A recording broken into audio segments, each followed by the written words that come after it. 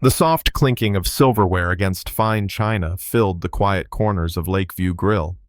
A string quartet played gentle melodies near the fireplace where the amber glow from sconces danced across white tablecloths and crystal water glasses. Porter Wood followed the hostess through the elegant dining room, his shoulders slightly hunched beneath a modest gray cardigan. His shoes, though polished, had seen years of careful walking. At the corner table, Nancy was already seated, waving excitedly. Her smile had always been his anchor. "Dad," she called gently. "Over here." Porter's eyes warmed as he approached. Nancy rose to greet him with a light hug, her engagement ring catching the glow from the table's pendant light like a miniature sun. "Dad, this is Derek." The young man beside her stood, extending a firm hand. Derek Harrington, well-groomed in a navy suit and a tie with a discreet Technova pin, smiled with the confidence of someone who believed he had everything under control. "Nice to meet you, Mr. Wood," he said, gesturing to the seat across from him.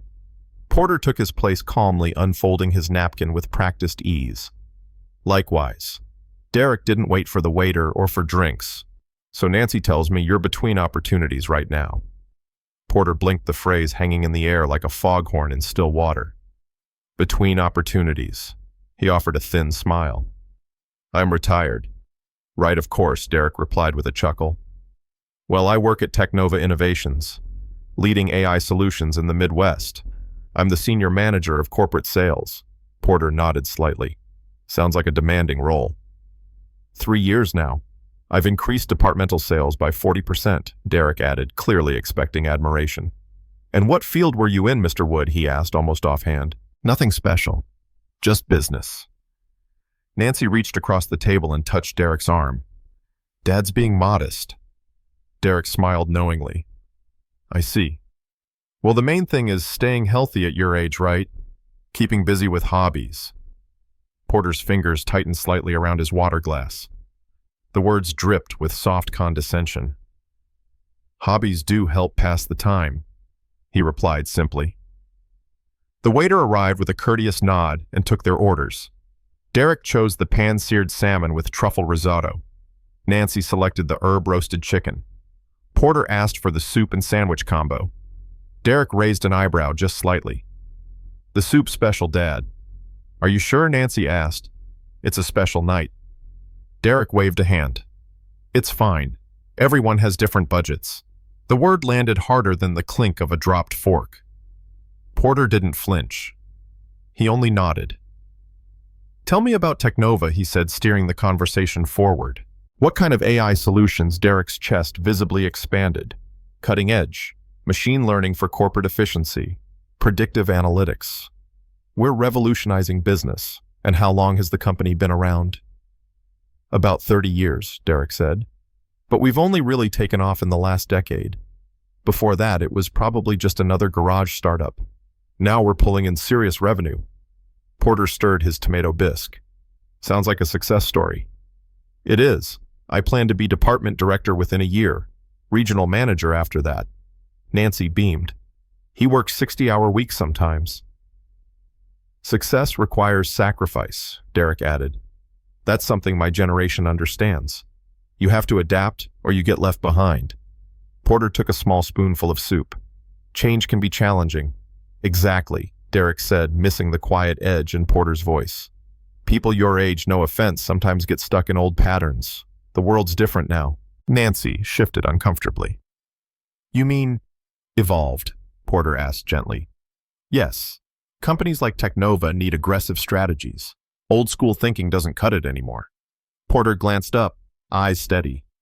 "And the older employees there? What about them?" "Some of them are dead weight," Derek said, lowering his voice slightly. "Honestly, we'd be better off replacing half of them with fresh talent."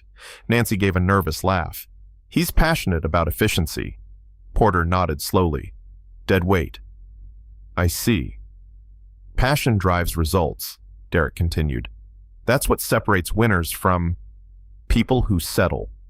The words floated between them like smoke in the candlelight. Porter set down his spoon gently. "Settling," he said quietly, "can be a choice." Derek leaned back, mistaking the calm response for surrender. I respect that you're staying positive, he said, tone soft like someone addressing a child. But have you considered consulting? With your experience, you could land a decent entry-level role, nothing too demanding. Porter smiled just slightly. That's very generous. It's about giving back, Derek added. Helping those less fortunate. Nancy's cheeks colored. Derek really cares about people. Oh, I can tell, Porter replied, lifting his glass of water. The money's nice, Derek continued, but it's about building something meaningful, like what we're doing at Technova now. The real work. The real work, Porter echoed. Yeah, the founders. They were just lucky, probably stumbled into success. Porter tilted his head. Luck is a funny thing. It is, Derek agreed. They started the fire. We're turning it into something professional. Nancy placed her fork down gently. Dad, Derek just wants to help. He knows it's tough starting over. Starting over? Porter repeated, voice neutral. It gives you perspective on what matters. Exactly. That's the attitude. You just have to be realistic about your limitations. My limitations? Derek gestured vaguely. Well, age. Technology moves fast. Companies want long-term growth. You're looking at maybe 5 to 10 years left before retirement.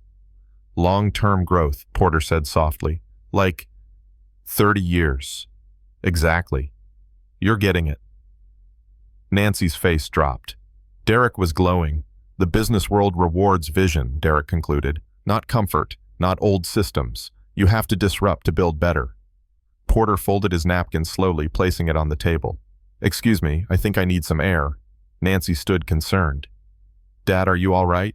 Just tired. He pulled out his wallet, placed $40 on the table, and straightened his jacket. This should cover my soup and sandwich, he said calmly. Thank you for dinner. And the career advice. Mr. Wood, you don't have to, Derek began.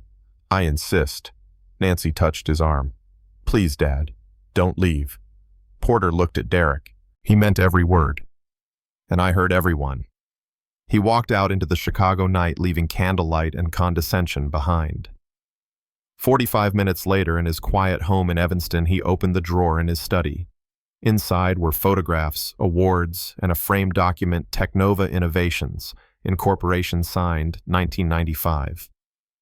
Porter stared at it a long moment, then reached for a pen and a clean legal pad. Across the top, he wrote in crisp capital letters, Derek Harrington. Final evaluation. The house in Evanston was silent, the kind of silence that settles only when all the noise of judgment and condescension has been left behind. Porter stood in his study, the warm lamplight casting a golden glow over framed memories. He reached for a photograph on the shelf. 2 young men in their 30s, sleeves rolled, grease-streaked hands shaking over a cluttered workbench. A handwritten note at the bottom read, Technova, Day 1. He smiled faintly, then sank into his old leather chair. The silence, once heavy, felt like armor now. The events of the dinner replayed in his mind, Derek's voice smug and patronizing, his assumptions so confidently delivered. The soup, the budget comment, the lecture on adaptation and disruption. Porter leaned back and let out a slow breath, more tired than angry. Not because of the insults, but because of how familiar they were. He turned to the small cabinet near the desk and opened the bottom drawer. Inside were things most visitors never saw. Technova's original incorporation papers, industry plaques, photos from product launches, and the Forbes magazine spread from 2018 titled, The Quiet Revolutionary Behind the AI Boom. His name was there under the headline, Porter Wood, co-founder Technova Innovations. He stared at the cover a moment longer, then reached for the phone. It rang twice before a familiar voice answered. Porter, dinner with the future son-in-law. How did it go?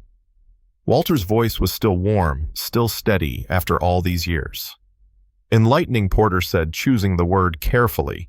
That good, huh? How are things at the company? Same as always when you're not around chaos and confusion.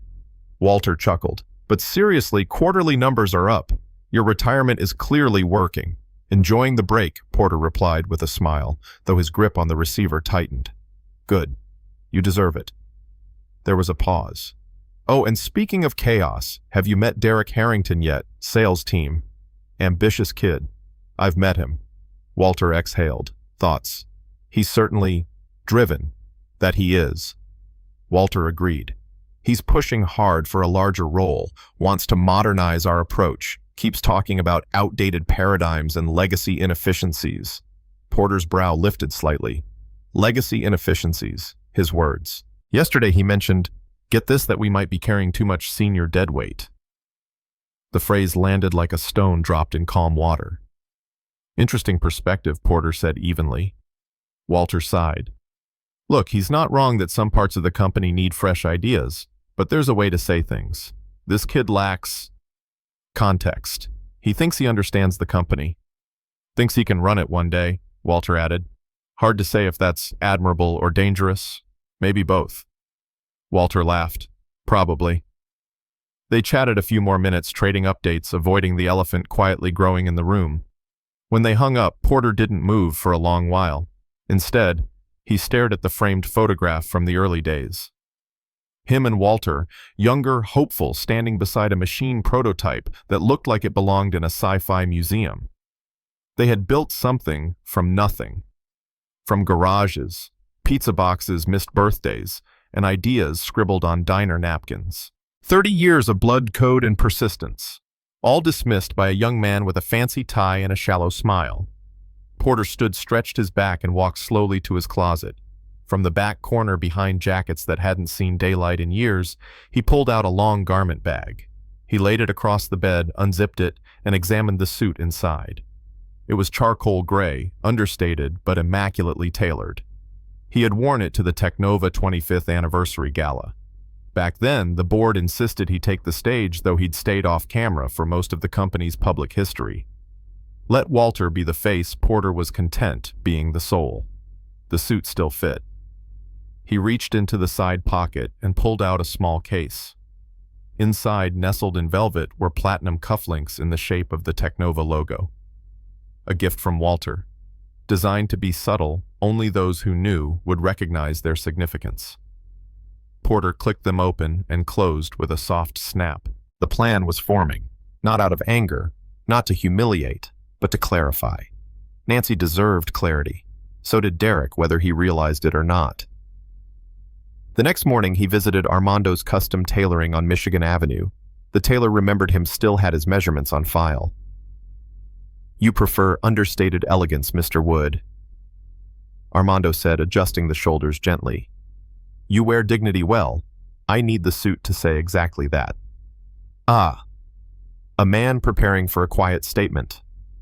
Later that week, he stopped at Cartwright & Associates, a jewelry store known for its tastefully elite collection. The sales associate showed him cufflinks, but when he produced his own Technova pair, her eyebrows rose. A custom piece, she said with admiration. Very rare. Commemorative, Porter replied, fastening one with care. They reflect legacy, she said. Very few things do these days. Porter nodded. That's the point. 2 days before the wedding, he met with Jonathan Pierce, his private banker at First National. The office overlooked Lake Michigan, its floor-to-ceiling windows bathing the space in soft blue light. A generous amount for a wedding gift, Jonathan said, reviewing the numbers. It's an important day. 50,000, Jonathan said, tapping the form. Cash or certified check, certified, Porter said, visible and unmistakable. As the documents printed, Porter looked out at the lake, calm, steady, deceptively quiet. The same lake Derek would be photographed near, smiling with a man he thought was just his bride's simple father. The contrast made him smile. Back home, he placed the check in a small velvet envelope and locked it in his desk drawer. On his legal pad, under Derek's name, he began a bullet point list: lucky founders. Deadweight, budget soup, entry-level roles, start over, disrupt systems, each phrase a judgment, each line an opportunity. He leaned back, tapped the pen against his chin, and murmured to the quiet room, You want to build something better? Derek, let's see what you do, when the system talks back. The spring sun warmed the wooden fence behind Porter's garden, where rows of tomato plants reached upward, staked with care and patience. A soft breeze rolled through the yard, rustling the leaves like whispered secrets. Porter knelt in the soil-gloved hands, gently pruning a vine that had wandered too far from its support. He heard the back gate creak. Nancy stepped into the yard, arms crossed, wearing flats and a navy cardigan. Her expression was somewhere between affection and frustration. You always do this when you're thinking, she said, walking closer. Porter looked up, his face calm. Plants grow better when guided gently, even when they don't realize they need guidance, she asked. Porter set down the pruning shears. Especially then. Nancy knelt beside him, brushing soil off the edge of her skirt. For a few moments they worked in silence, the earth grounding their thoughts. Why didn't you say anything to him, she asked finally. You mean Derek? She nodded. Porter pulled off his gloves and looked at the sky. What would I have said? That he insulted you? That he doesn't know who he's talking to? That you built the company he worships? Porter smiled faintly. He wasn't trying to insult me. He was just being himself. That's the problem, Dad. Nancy brushed her hair behind her ear, her voice lowering. He's marrying me. You're my father. I can't stand there and watch him treat you like some washed-up man he pities. I can, Porter said gently. Because I know he's not the first. Nancy's eyes narrowed. Meaning, people look at gray hair and think the mind has faded. They see old shoes and miss the road they've traveled. It's not new. It's human. So you'll just let him go on thinking you're irrelevant. I'll let him show who he really is, Porter said, without interference. Nancy stood and paced to the edge of the garden, gripping the fence. He thinks he's helping you. He offered you an entry-level job, Dad, like you were some poor lost man trying to find meaning. Maybe I am, Porter replied. To him, but you're not. I'm still your father, he interrupted softly, not his competition. Nancy turned, eyes glistening. You're more than that. You're everything that company stands for. Porter rose slowly, wiping his hands on a towel. He walked toward her and rested a hand on her shoulder. He needs to reach that conclusion himself, or it won't matter. She looked up. You're planning something. Not exactly. Then what I'm preparing. Context, he said with a slight smile, letting the moment come to him, not forcing it. Nancy stepped back. You're going to reveal who you are, but not until the wedding. Porter nodded. I should tell him, she said, voice trembling. You could, he replied. But if you do, he'll only hear it from you. He won't see it for himself. Nancy turned away, struggling. Why are you being so patient? Because anger is easy. Teaching someone without raising your voice, that's harder. There was a long silence between them, filled only by the soft wind and the hum of distant lawnmowers in other backyards. I hate this, she whispered. I know. He's not a bad person, Dad. Just blind. Then maybe it's time he learned to see. Nancy turned back to face him. What if he hates you afterward? Porter looked down at his hands. The question isn't whether he'll hate me. He paused. It's whether he'll hate himself. Nancy's breath caught. I'm not doing this to shame him, Porter continued. I'm doing this because you deserve to marry someone who sees clearly. Nancy stepped forward and hugged her father tightly, pressing her cheek against his shoulder. He held her close, saying nothing. After a moment, she pulled back. All right, she said. I won't say anything. Porter smiled gently. But if he hurts you again, I'll survive. She looked around the garden. You always said growth takes time. And patience, he added. And a little weather, she said, glancing at the sky. They both laughed softly. Before she left, she paused at the gate. You really bought cufflinks for the wedding. I already had them. Let me guess. The Technova ones. Porter tilted his head.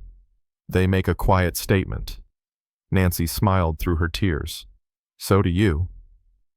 As the gate clicked shut behind her, Porter returned to the tomato vines, gently tying another strand of green to the wooden stake. He whispered to the plant almost like a prayer. Stand tall even when they think you'll break. The Drake Hotel stood tall against the Chicago skyline, its limestone facade catching the late afternoon light like a relic from another time. Inside its grand hall, rows of ivory chairs lined a makeshift aisle, and white hydrangeas framed the altar where vows would be spoken the next day. Porter sat quietly in the back row, hands resting on his lap, watching as the wedding planner directed traffic like a patient conductor. Nancy, radiant, even in jeans and a t-shirt, floated between stations, checking ribbons and confirming table settings. Derek, on the other hand, had planted himself firmly in the center of the room, giving directions that no one had asked for. No, the chairs need to face exactly 10 degrees toward the windows, he instructed a staff member. People remember details. Symmetry matters. Porter watched without comment. He had dressed simply a soft blue shirt tucked into dark slacks. No tie, no fanfare. Just enough polish to blend in and enough restraint to be ignored. Nancy finally approached, brushing her hands on her pants. "Thanks for coming, Dad." He nodded. "Wouldn't miss it." She sat beside him for a moment, exhaling. He's nervous. Porter didn't look at Derek. So am I. Before Nancy could respond, Derek called out, "Hey, come meet the guys." She gave her father a quick squeeze on the hand and hurried off. Porter stood a few seconds later and followed, hands in his pockets. Derek was with two sharply dressed men in suits. One of them, balding and round, laughed easily. The other, thinner with silver hair and a firm handshake, was Walter Clean. Porter approached the group slowly. "There he is," Derek said, turning. "Dad, I want you to meet my team from Technova. This is James and this is Walter, our big boss." Porter extended a hand toward Walter. The older man blinked. Porter nodded. Walter's face shifted surprise, then realization, then restraint. "You two know each other?" Derek asked, oblivious. Walter forced a smile. "We've met. Long ago." Porter offered no elaboration. "Just passing acquaintances." Derek chuckled. "Small world, right?" James nodded politely while Walter stared at Porter, still piecing together why he was standing there dressed like a humble guest at someone else's wedding. Derek pressed on. "So yeah, Nancy's dad's retired. Used to do business stuff. He keeps a garden now, right?" Porter nodded once. Walter's eyes flicked toward the Technova cufflinks on Porter's sleeves, barely visible but unmistakable to those who knew. His lips parted slightly, but Porter gave a subtle shake of his head. "Not yet." Derek continued, unaware. "He's great. A little old-fashioned, but he's got heart. Just wish he'd do something with all that time." Porter glanced at Nancy, who stood across the room watching the conversation unfold like someone bracing for a fall. "I offered to connect him with someone," Derek went on. "Maybe get him into a consultancy role. Entry level, but it's a start." James chuckled awkwardly. Walter remained silent. "And you know," Derek added, "retired guys like him, they have wisdom, but companies like Technova need movers. Young minds, people who understand disruption." Walter blinked, then turned to Porter with a flat expression. "Did you hear that, old friend?" Porter smiled. "Every word." Derek raised his glass of sparkling water. "To progress." Porter took a sip of his coffee. "To clarity." Walter looked between them, then stepped away. "Excuse me, I need a word with the event coordinator." Once he was gone, James followed. Nancy approached quietly. Derek leaned toward Porter. "I think that went well." Porter nodded. "You made quite an impression." "First impressions matter," Derek said, straightening his jacket. Porter glanced at his cufflinks. "So do second ones." Derek frowned slightly. "What's that supposed to mean?" "Just a thought," Porter replied, turning away. Nancy caught his arm as he walked past. "You all right?" Porter gave her a soft smile. "The wind's shifting." "That's not an answer." He paused. "Tomorrow, you'll see the weather change." Nancy's brow furrowed. "Please, don't humiliate him." "I won't." She lowered her voice. "I saw Walter's face. He knows." Porter nodded. "What are you going to do?" "Nothing," Porter said. "I'll be present. The rest is up to him." Nancy let go of his arm, heart pounding. Porter walked toward the back of the hall where sunlight streamed in through stained glass. He stood there for a long moment alone, watching the colors move across the floor like slow-moving truths. Outside Chicago, traffic hummed. Inside, everything remained perfectly arranged: chairs, aligned flowers, fresh, the stage set. And tomorrow, the curtain would rise. Morning light filtered gently through the sheer curtains of the Lakeshore Country Club's bridal suite. Outside, Lake Michigan shimmered under a June sun, calm and wide, like a watchful witness. Inside, the wedding day buzzed with quiet chaos, bridesmaids adjusting dresses, florists delivering final arrangements and distant murmurs of staff preparing the reception hall below. Porter stood near the window of his guest room, already dressed. The charcoal gray suit hugged his frame like a second skin, crisp and timeless.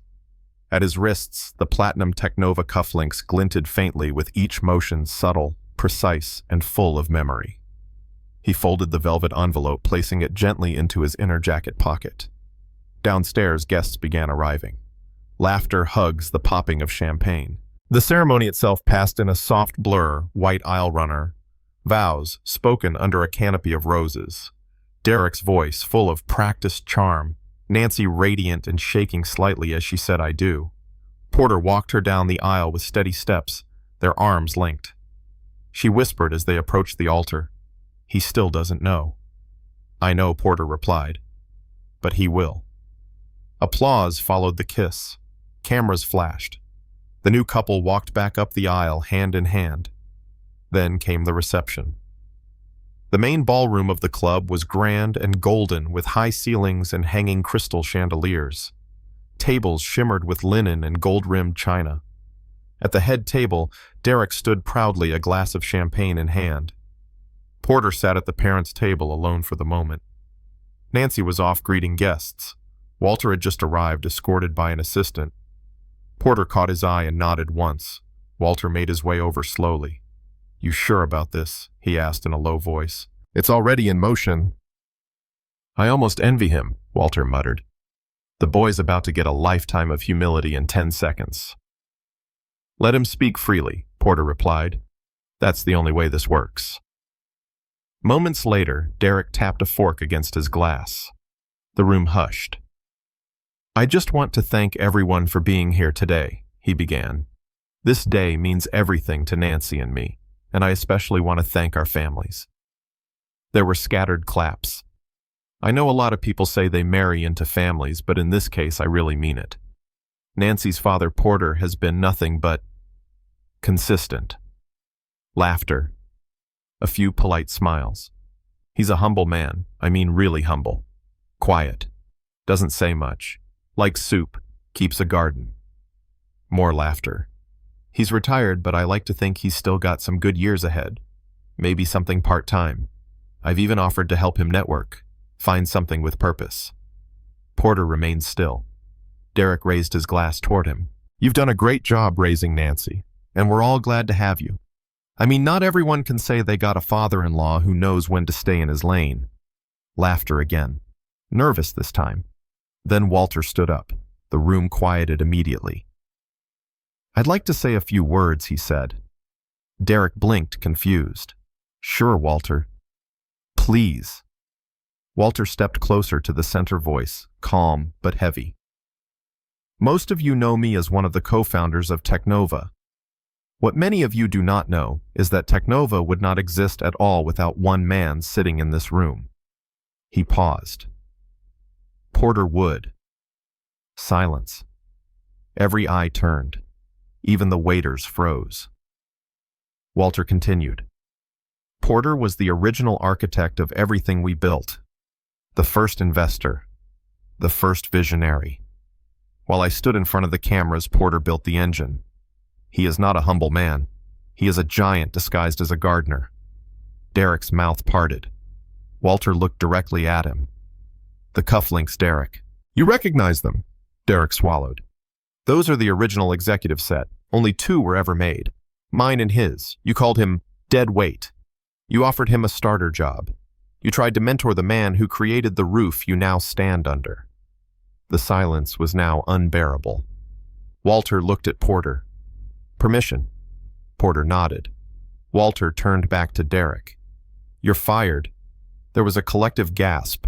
Someone dropped a glass. Nancy covered her mouth. Derek stepped forward, pale. "Wait, you can't, this is my wedding." Porter finally stood. His voice was quiet. "No, Derek. This is your reckoning." Derek stared at him, face drained. "You lied to me." "I listened to you," Porter said.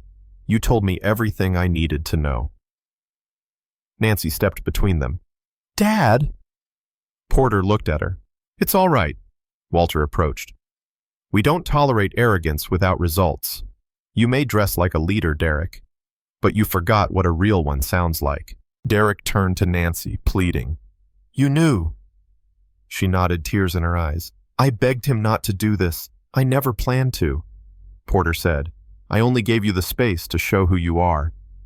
Derek took a shaky breath. So what now? I lose everything.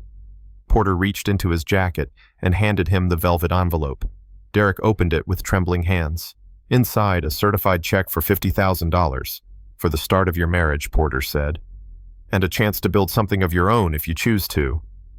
Derek looked up stunned. I didn't do this to destroy you, Porter said. I did it so that one day, if you're lucky enough to grow old, you'll know what it feels like to be underestimated. He turned and walked away. Nancy stood in place, looking between the two men. Then she followed her father. Derek sat down, slowly, check in hand. Applause, long-faded cufflinks glinting across the room, like quiet reminders of all he failed to see. The ballroom was quiet now. The music had stopped. Guests whispered in low tones, unsure whether to stay or leave. Champagne remained untouched in fluted glasses. The golden glow of the chandeliers felt colder somehow, as if even the light was unsure what to do next. Derek sat alone at the head table, the check still in his hand. His posture collapsed into something unrecognizable. He stared not at the number, but at the name printed in the upper left corner. Porter Wood. Across the room, Nancy stood near the exit with her arms folded tightly across her chest. She wasn't crying. Not anymore. Her eyes were dry but distant, scanning the guests who avoided her gaze. Porter stood near the window, his back to the room, looking out at the lake. The wind had picked up, sending soft ripples across the water. Walter joined him, a moment later, holding a glass of ginger ale. Too much, Walter asked quietly. Porter didn't turn. Not enough. Walter gave a half laugh. He looked like someone pulled the sky out from over his head. Porter exhaled slowly. Sometimes you only learn who you are when there's no one left to fool. Walter sipped his drink. He's done. No company will touch him after that. Then maybe it's time he touches something real, Porter replied. They stood in silence until Walter asked, You gonna let that check cash? I never write a check I don't mean. Walter shook his head. You're a better man than I am. Porter finally turned. I'm not better. I'm just older. Across the room, Derek stood, slowly, like his legs were carrying more weight than they had an hour ago. He walked toward Porter, the envelope now folded in his hand. The crowd noticed. Conversations hushed. Derek stopped a few feet away. I didn't come to apologize, he said. Porter nodded. That's good. I didn't come to gloat. I came to ask, why? You needed to see yourself, Porter said simply. And you needed an audience, no. But you did. Derek looked away, jaw tight. I was proud. I thought I knew what leadership looked like. You thought leadership meant power, Porter said. It doesn't. It means accountability. I disrespected you. Porter waited. I disrespected your daughter, Derek added. Your legacy. My future. Yes, Porter replied. You did. Derek looked down at the check. I don't deserve this. Porter stepped forward. You're right.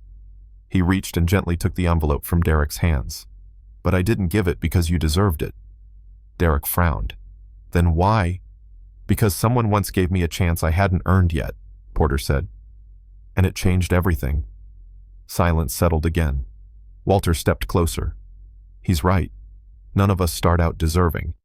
But what you do after matters more. Porter looked Derek in the eye. You're not fired. You're on probation. Derek blinked. What, 6 months? Starting tomorrow. You'll shadow someone older than you. Learn what you missed. Derek's mouth opened, but nothing came out. Porter continued. And if I hear you call anyone deadweight again, I will personally make sure you never work in this industry. Derek swallowed hard. Walter leaned in. He means it. Derek nodded slowly. Thank you. Porter offered a hand. "Don't thank me yet." They shook. Firm, steady. Nancy had walked closer now, close enough to hear. Her eyes softened as she watched the two men who shaped her life meet at last, not as rivals, but as human beings. She walked up beside them. Derek turned. "I'm sorry." She didn't answer right away. Then softly, "Start over." He nodded. Porter smiled faintly. "Now if you'll excuse me, I believe there's still cake." That broke the tension. Laughter rippled through nearby guests. A few clapped lightly. Music began again, tentative at first, then stronger. Derek and Nancy walked back to the head table together, not hand in hand, but side by side. Walter raised his glass toward Porter. 30 years and you're still teaching." Porter chuckled. "The day I stop is the day I settle." Walter grinned. "Settling can be a choice." Porter looked out at the lake once more. "Yes," he said, "but sometimes rising is too." He turned toward the music, the people, and the life still ahead, and walked forward. Even after the music faded and the lights dimmed, what lingered was not the drama or the shock, but the quiet power of a man who chose mercy over pride. Porter never raised his voice, never demanded recognition. Yet through his stillness, he revealed a deeper strength, one that cannot be measured in titles, resumes, or applause. The heart of this story is not about revenge or status. It is about dignity, about standing tall when others look down on you. It reminds us that justice does not always arrive with a shout. It often walks in quietly wearing an old suit and a patient smile. And sometimes the most meaningful truths come not from those who speak loudest, but from those the world forgets to listen to. In a world quick to judge and even quicker to dismiss, this story asks us to slow down and look again. To ask ourselves, how often have we mistaken silence for weakness or humility for insignificance? Porter's journey shows us that grace under pressure is not only a form of strength, it is a quiet form of leadership. The kind that changes lives without demanding credit, like the faint light of a porch lamp on a foggy night. Even the gentlest act of integrity can help others find their way. So tonight, as you sit with your own thoughts, perhaps by a kitchen window or in a well-worn chair, consider what it means to truly be seen. And if this story has stirred something in you, let it ripple outward. Share it. Not with fanfare, but with the same quiet courage Porter showed. Because somewhere out there, someone may be sitting in silence wondering if their voice still matters. Let this remind them it does.